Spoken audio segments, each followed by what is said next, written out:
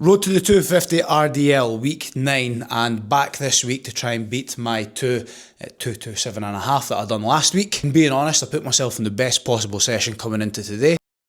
I cut back on my sumo deadlifts a few days ago.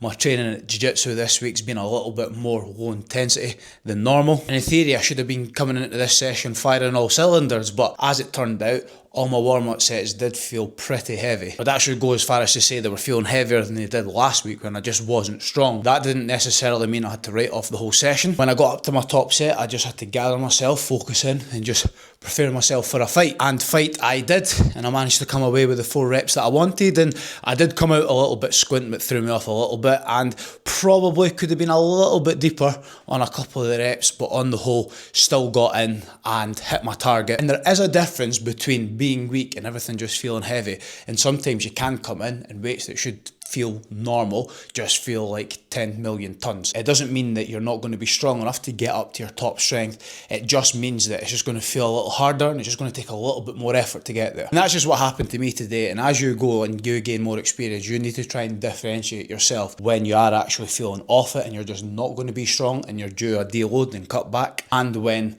the strength's actually there. It's just going to take more of an effort for it to come out. Thank God that's done. Next week we'll be going to 235, and even if I get 2 the first week, 3 the second week, and then that'll set me up for a nice little 250 single.